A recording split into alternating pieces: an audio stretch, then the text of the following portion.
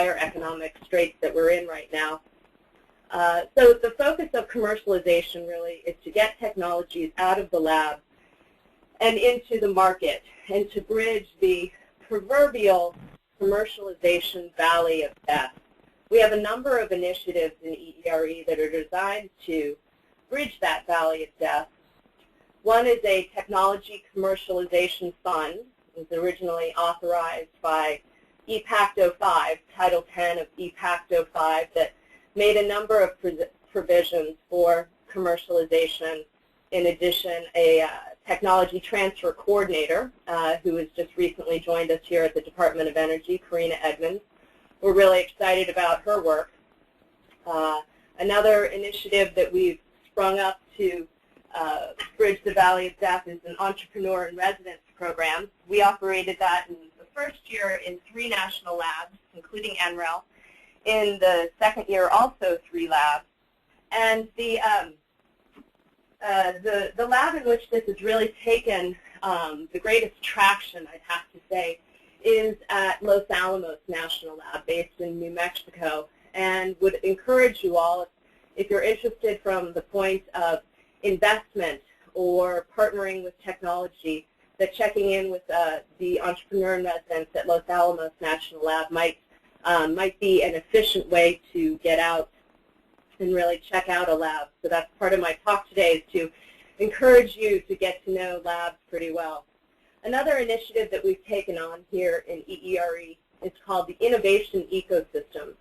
And this is somewhat of a departure from our usual line of work, in that this is a focus of getting technologies out of the university system rather than the national lab system. But what we're finding is that the universities and the national labs are working together very nicely to achieve these shared national missions.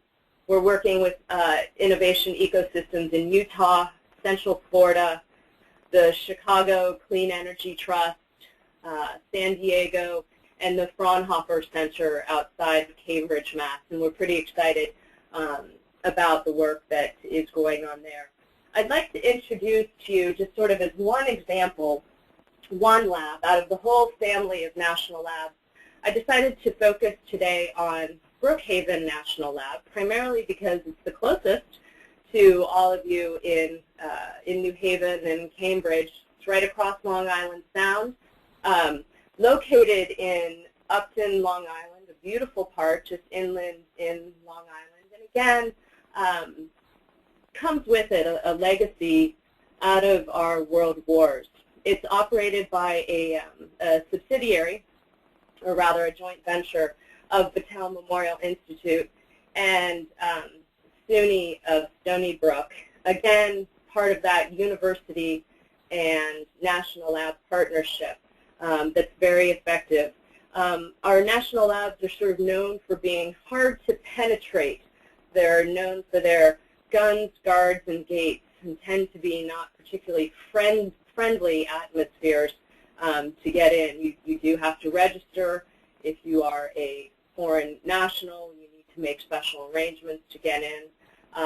But that's because of the nuclear legacy that we maintain. DOE certainly does continue to maintain the nuclear stockpile, dealing with nuclear waste, and addressing nuclear energy. So there's a good reason for this security, but it's very much worth your effort to go check them out.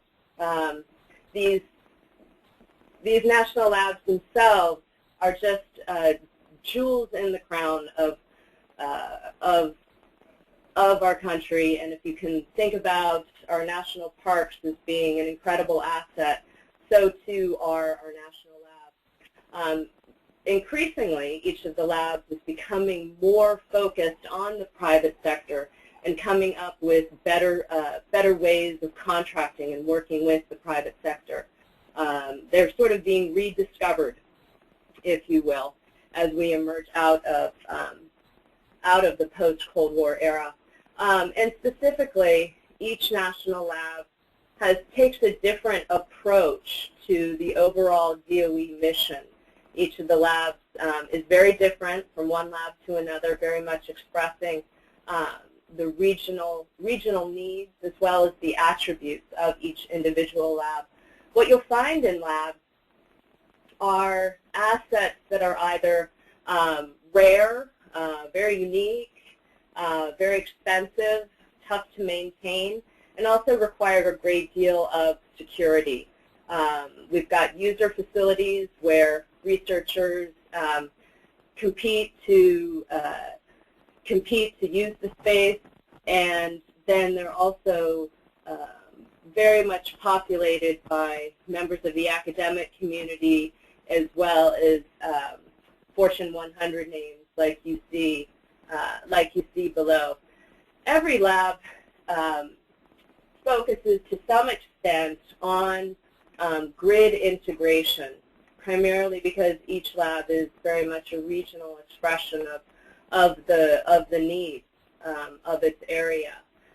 This one project in particular took place with several of the Long Island public utilities and NYSERDA, the New York State Energy Authority, Long Island Power Authority, to use superconducting cables. And this is just one example of specific work going on in a national lab. And there are hundreds of examples that go on in particular.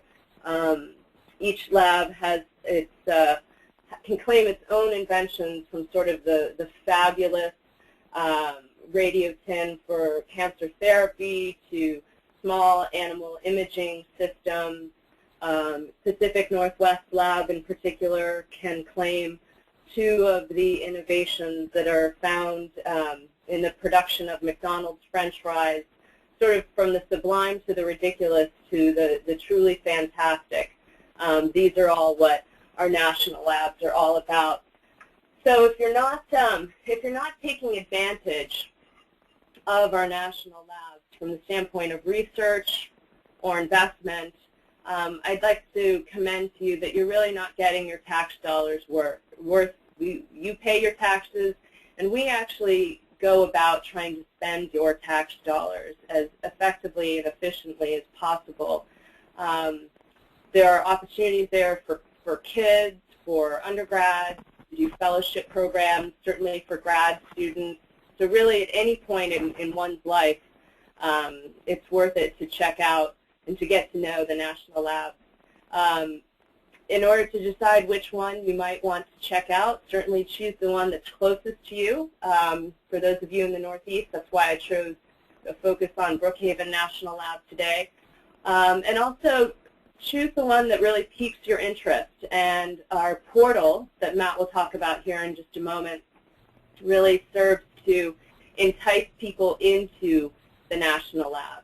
Another way to choose which national lab you want to embark upon next is which one you can get into, quickly. And Lawrence Berkeley Lab, right outside Berkeley University up in the hills, is by far the easiest to penetrate in terms of security.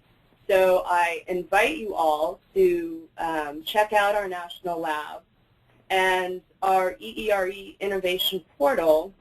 We think is the best way, short of inviting you in and getting you into the lab, that we can find to encourage interest in our national labs. And with that, I am going to hand over the audio to Matt Ringer out at NREL, who is going to talk more specifically about the Innovation Portal. Thank you, Wendolyn. Just check real quick. Can everybody hear me? Yeah, we can hear you fine, Matt. Good to go. Great. Good. Well, thank you so much for taking the time to listen to Wendolyn and I talk about some of the interesting things that are going on in EERE when it comes to energy efficiency and trying to move technologies to the marketplace. A little background to what I'm going to talk about today. In 2008, I believe it was, NREL, like many other of the national labs, had its management and operation contract come up for bid. This typically happens every 5 years for the labs, and many